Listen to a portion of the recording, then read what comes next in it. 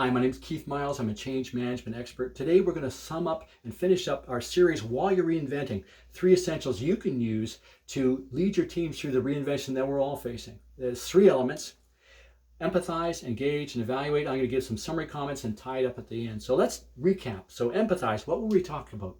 We talked about, to do this, we need to honor and accommodate. And I think if I were to characterize honoring, use that sentence I use in my change management practice. If you honor people's past, they'll let you take them to the future. And people wait for you to acknowledge their contribution and their situation, and they'll go, oh, I've been respected. Okay, I can go forward with that person. Well, there's one other thing that they look for, is their situation may be unique, and they want that to be validated. So you've done some common things with staff, but they wait for you, again, to say, hey, your situation may not have been you may not have had it the same as other people. I acknowledge that. And if with the combination, they're able to move forward with you. That's how to empathize.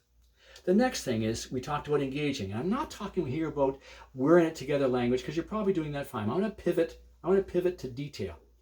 As you're planning and working through projects you want to do, I want you to leave some of the tactics unplanned and involve your people. Invite them in and say, hey, we're going to do this, but you know the system, the details, the process better than I do.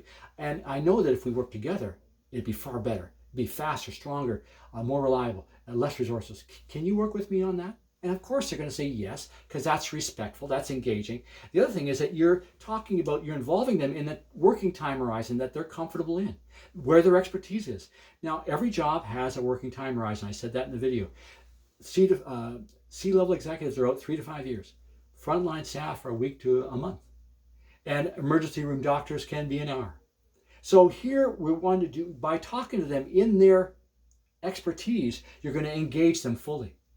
And why am I not just talking about language and communication? Well, 2 things. One, it's about engaging high performers. Let me tell you a story. I was doing a 4-month contract with a company that's a typical time frame for me. And I got to know one of the individuals, a talented young man, great strategy, detail, and people instincts. And I was looking forward to working with him. And then about 2/3 of the way through the contract, he left the organization. And I asked him, I phoned him and I said, why'd you leave? And he said, Keith, that organization did trivial things, but they weren't making it better. So I had to leave. You know, that's typical. I see it I've been interviewing high performers for the last 20 years. I use them, their tactics and their strategies to create behavioral models for the rest of the staff to bring their performance up to the level of high performers. So that's very typical. They want to make things better.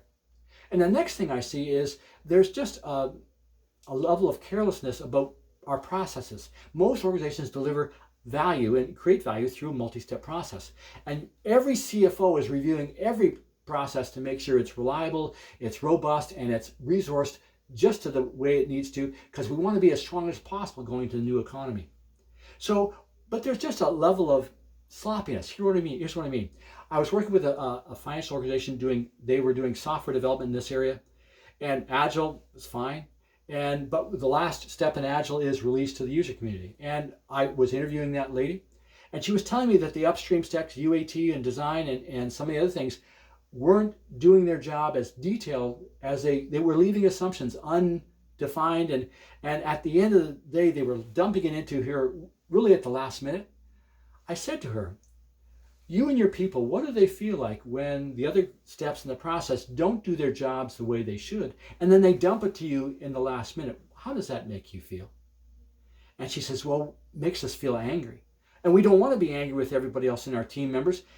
We care about them, but it still makes us frustrated. I said, do you feel disrespected? She goes, that's the word.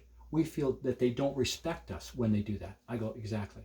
So this is what I'm talking about. And how to fix that? I talked about that in the evaluation video. Test the assumptions.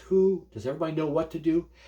Do they know when to do it? Can we cut cycle time down? Do we know where to do it? Remote or in office? All those things nailed down. Once you've got the process nailed down, then you audit the information flow along that. Have each step in the process, create a gate and say, what do we have to have before we pass this? And every group has to say, to get into here, I need this set of information to go farther.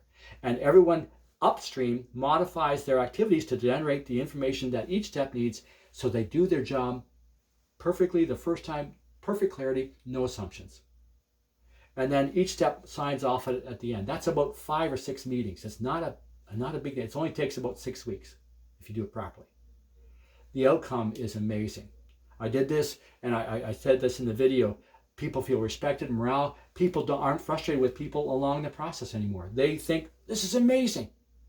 And that's how they should feel about work. All right? So this is detail. This is detail. And this I want to leave you with this comment here at the end. Why am I not just talking about language and making people feel good? Because it's more than that. All right? People need to feel economic safety, not just physical and emotional safety. And I think this is a great analogy here at the end. This is a bifocal reading glass. It has an up close lens and a far away. Up close and far away. And I think that's what leaders need to have. Not just a long-term vision and planning and targets, but a good detail focus and grasp. That they understand the detail enough to drive the variability out of the process so that things happen and people feel respected along the process. That's when they say, I've got a great leader. That's what I want you to be. So that's what this is our little series on how you can reinvent your organization, empathize, engage, and evaluate. If you're looking for the video and the links, smgknowledge.com/reinvent. Hey, go to the website, leave some contact, leave some comments. We'd love to hear from you. Thanks for spending these few minutes with us.